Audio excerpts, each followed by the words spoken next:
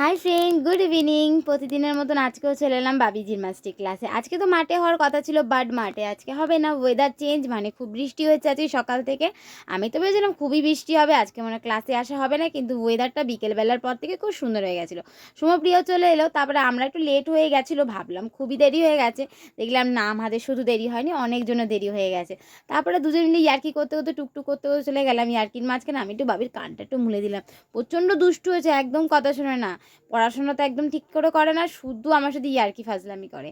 তো সোমপ্রিয়া হাই করে দিল, যেন সোমপ্রিয়ার বার্থডে আসছে খুবই তাড়াতাড়ি। সোমপ্রিয়াও দেখতে দেখতে খুব বড় হয়ে গেল। সোমপ্রিয়ার সাথে যখন ফার্স্ট আমার আলাপ হয়, তখন ওরা সবাই প্রি নার্সারিতে পড়ে, যখন সোমপ্রিয়া কি ছোট্ট ছিল। দেখতে দেখতে সোমপ্রিয়াও বড় হয়ে গেল। হাঁটতে হাঁটতে একা একাই চলে যাচ্ছি মাঠের দিকে, দেখি মাঠের দিকে একটু বসা যায় কি না। মাঠে এসে দেখি মাঠ তো পুরো ফাঁকা, পুরো খাকা করছে। দেখো এই মাঠে কিন্তু আজকে জিমনাস্টিক হতো, বৃষ্টি হওয়ার কারণে হয়নি। মাটি পুরো ভিজে, মানে মাঠটা পুরো ভিজা। দেখো আমি হাঁটছি আর জুতোর সাথে সাথে মাটি উঠে উঠে আসছে।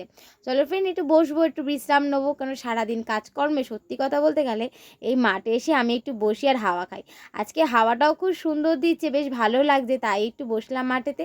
একা একাই বসে আছি, দেখো একদমই ভালো লাগছে না। দেখতে দেখতে সময়টা দেখো কেটে গেল। তারপরে ভাবলাম চলো বাবিকে নিয়ে এসে যাই, টাইম তো হয়ে গেছে। এদিকে দেখো বাবিকে নিয়ে আমি বাড়ির দিকে যাচ্ছি, একটা বড় মুশকিল হয়ে গেছে। আজকে ভাবি জিমনাস্টিক করতে করতে ভাবির একটা দাঁত নড়ছিল, সেই দাঁতটা নাকি পড়ে গেছে। কি ব্যাপার, দাঁতটা মোটা দেখাচ্ছেই না, বলছে আমার দাঁত পড়ে গেছে আর উঠবে না। ওকে অনেক কষ্টে বুঝালাম যে বড় বড় দাঁত পড়ে ছোট সুন্দর দেখে তোমার দাঁত উঠবে। অনেক বুঝিয়ে সুজিয়ে তারপরে বাড়ির দিকে যাচ্ছে, ওর মন তাও যাচ্ছে না, ছোট তো না। ও শুধু ভাবছে দাঁতটা পড়ে গেছে আর দাঁতটা উঠবে না। দেখো কান্না কাটি করে ওর একশের করে দিল।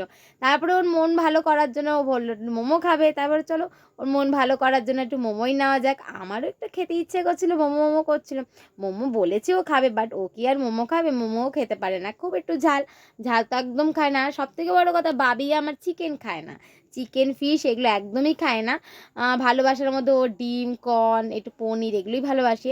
বাড়িতে এসে ফ্রেশ করে আমরা বসে পড়লাম, আমি বসে পড়লাম বাবিকে, বাবি আর আমি মিলে মোমো খাবো বলে। এদিকে দেখো বাবিও আমাকে হেল্প করতে চলে এলো, ও নাকি আজকে একবার সার্ভ করে দেবে। সার্ভ তো বড় কথা না, ও নাকি টমেটো সসটা খাবে।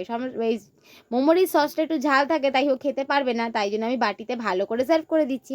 চলো ফ্রেন্ড, আমার ব্লগ কেমন লাগে প্লিজ লাইক শেয়ার কমেন্ট করে জানাবে কিন্তু। প্লিজ সাথে সাথে সাথে থাকো, পাশে থাকো, অনেক অনেক ভালোবাসা দাও। আর আমার ভিডিও যদি তোমাদের ভালো লাগে প্লিজ সাবস্ক্রাইব করে আমার চ্যানেলটাকে একটু আগানোর সাহায্য করো। অনেক অনেক অনেক ভালোবাসা। নেক্সট ভিডিও আবার আনবো। চলো ফ্রেন্ড, টাটা। মোমো খাই একা একা।